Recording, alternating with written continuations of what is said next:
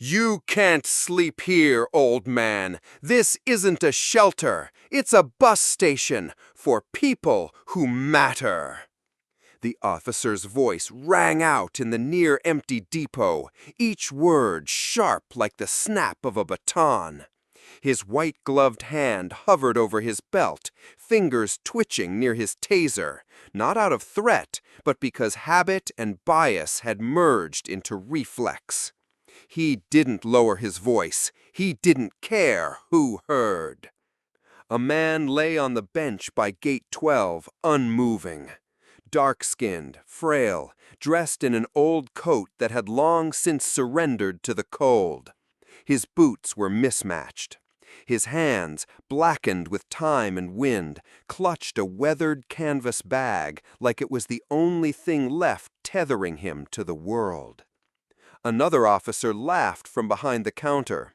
"Probably dead," he said, loud enough for the echo to find every corner. "If not, he's close. Hell, he might be trying to make this his final stop. Should we call the coroner or just toss him out with the trash?" Passengers nearby chuckled. No one stood up. No one protested. One teenager lifted her phone and filmed. "This is what happens when you let people rot," she whispered to her friend, amused. "Look at that bag. Bet it's full of stolen crap." No one knew that inside that bag, the one they mocked, were no stolen goods, no scraps or leftovers. There were letters. Dozens of them, each one handwritten, sealed, addressed by name. Some were decades old, yellowed with time, the ink faded but still legible. Others were fresher, written just weeks or months before.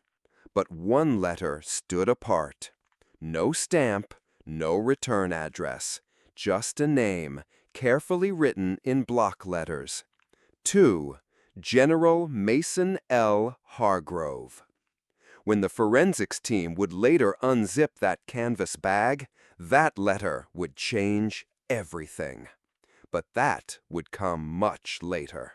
For now, all anyone saw was an old black man, collapsed on a bus station bench at 3:12 in the morning, dismissed by a pair of white officers as little more than garbage that needed removing.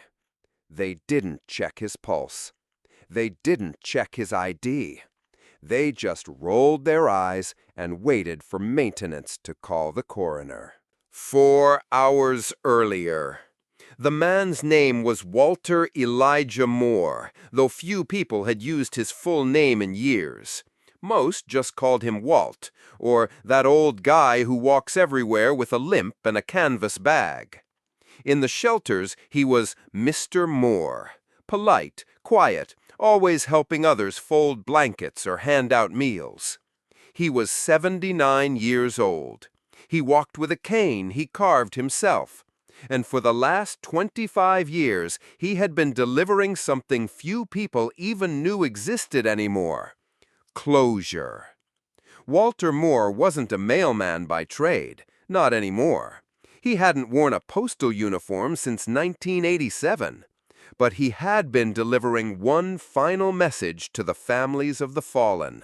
Quietly, alone, on foot, across states and cities and bus lines. Each letter in his bag was from a soldier who had died under his watch.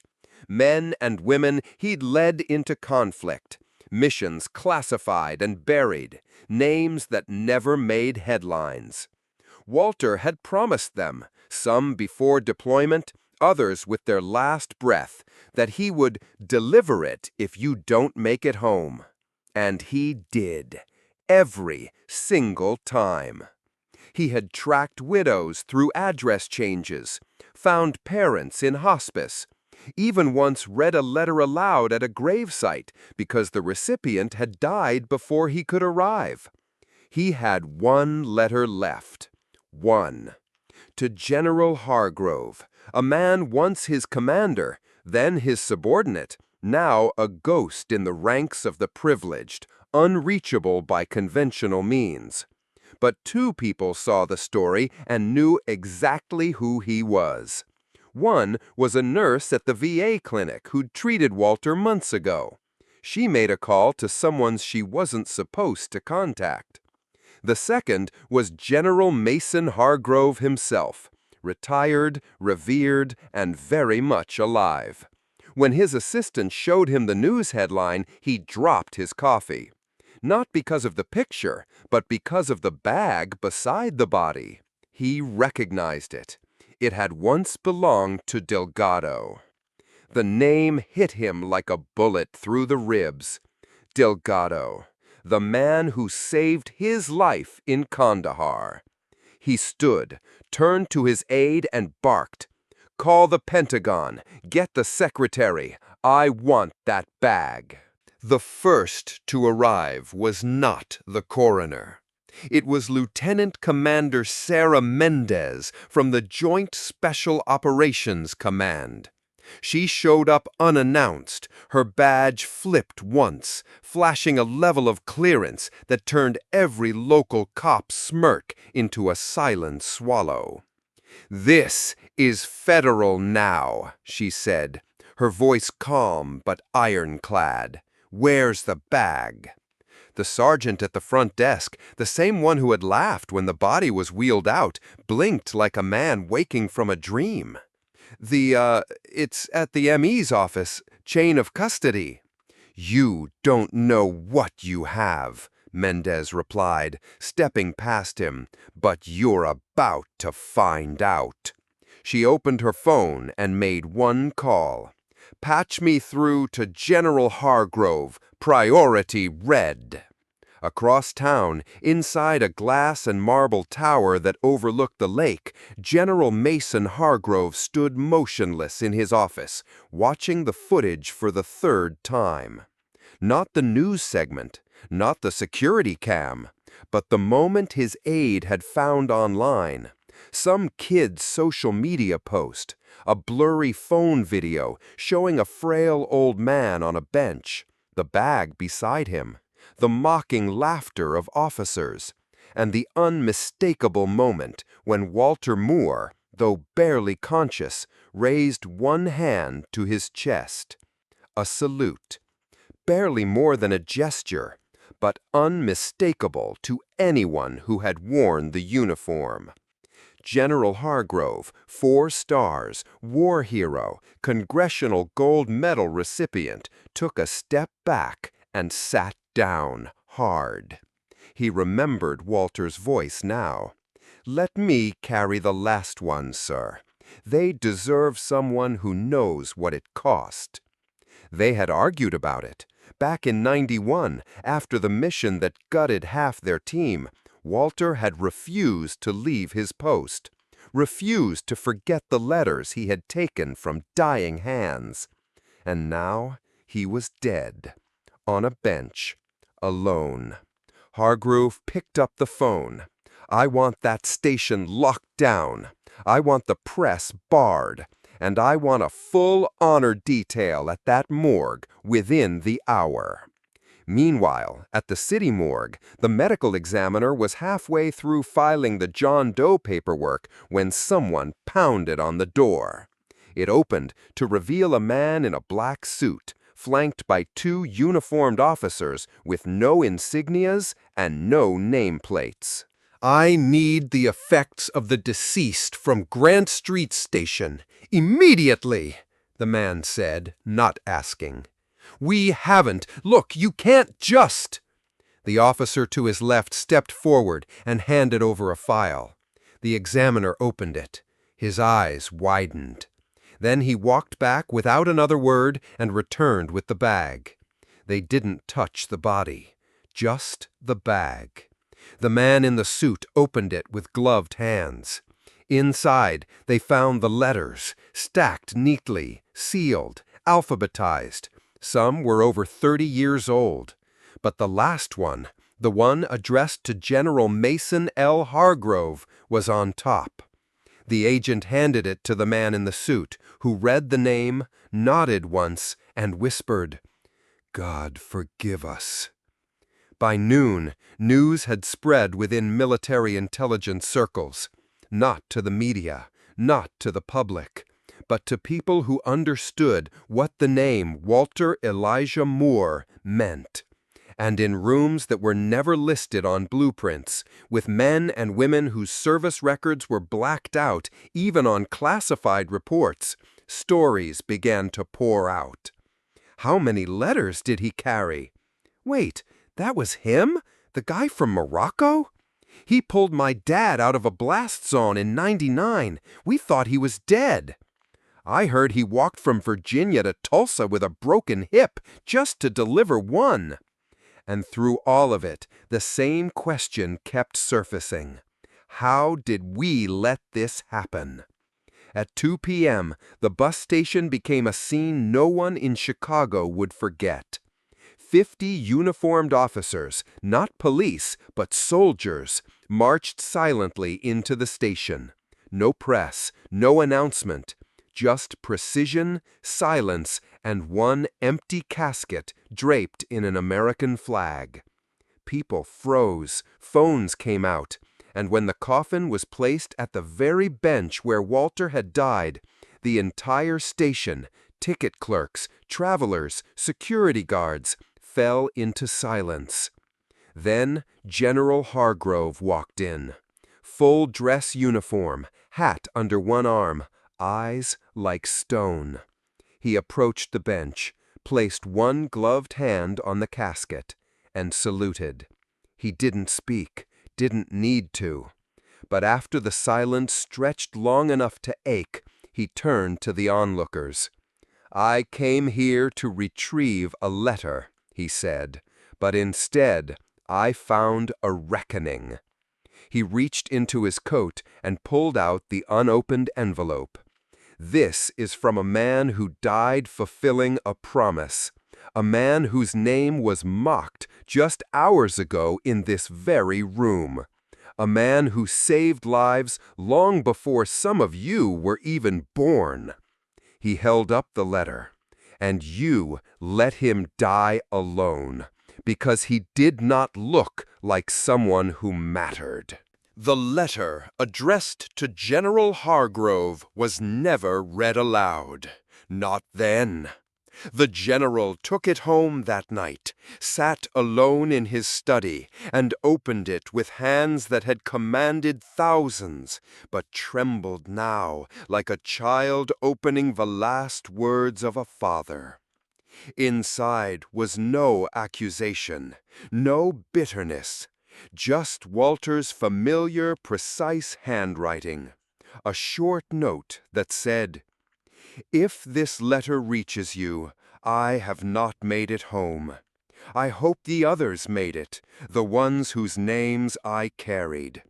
I always figured someone had to take the last shift. Looks like it was me. If they ask what I did, tell them I didn't stop. That's enough." 3 days later, the news finally broke. Not in the tabloids, not in the gossip blogs, but in the Wall Street Journal, the Washington Post, and 60 Minutes. The headlines were restrained. "Unknown veteran identified as covert courier from classified missions. Walter Moore, the final link in forgotten lines." But the truth was clear. They had laughed at a ghost who had once carried the soul of the country on his shoulders. At the same bench where Walter had died, the city installed a permanent bronze plaque. It read, "He didn't stop. Walter Elijah Moore, veteran, courier, guardian. He delivered more than letters." And beneath it, in smaller print, "For every soldier who carried burdens unseen, for every hand that never let go, we see you now." The police officer who filmed Walter's final moments, the one who captioned his death with a joke, was quietly dismissed. No fanfare, no outrage, just gone. But it was not vengeance that defined Walter's legacy. It was what happened next. General Hargrove, with support from several members of Congress, announced the creation of the Final Stop Initiative, a federal program that tracked veterans who had lost contact with support systems, not to monitor, not to surveil, but to reconnect, rehouse, recognize. Over 14,000 names were found in the first 3 months. Walter's photo hung in every regional office, a reminder of what silence costs. The police officer who filmed Walter's final moments, the one who captioned his death with a joke, was quietly dismissed. No fanfare, no outrage, just gone. But it was not vengeance that defined Walter's legacy. It was what happened next. General Hargrove, with support from several members of Congress, announced the creation of the Final Stop Initiative, a federal program that tracked veterans who had lost contact with support systems, not to monitor, not to surveil, but to reconnect, rehouse, recognize. Over 14,000 names were found in the first 3 months. Walter's photo hung in every regional office, a reminder of what silence costs. And the letters? The ones in the bag? They were delivered. Every single one. Some went to families of soldiers who had passed decades ago. Some went to mothers who hadn't known if their sons had died alone. Some went to children who opened them with trembling fingers and tears they thought had dried years ago. Each letter came with a note, delivered on behalf of Walter E. Moore, a soldier who never stopped keeping promises. One letter, addressed simply to "my son," ended up in the hands of a young man in Dallas who had never known his father. The contents were simple: a birthday message, a few memories, a line about learning to ride a bike, and one final sentence: "Even if I don't come home, I will never stop walking beside you." That young man now works for the Department of Veterans Affairs. His office has no awards, just that letter framed on the wall. Each year, on November 11th, at 6 a.m. sharp, a small group gathers at the Grant Street Station.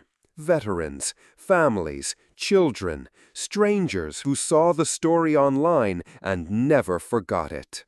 They lay a single white envelope on the bench, unsealed, blank, waiting for the next promise to be carried. And somewhere in the hush of morning light, in the quiet of a city waking up, you can almost feel him. The man with worn boots, the man who walked farther than anyone knew, the man they laughed at right before the world stood to salute. Walter Moore, not just a mailman, a guardian, a lesson, a legacy. Because sometimes the strongest among us are the ones who never needed to raise their voice. They just kept walking.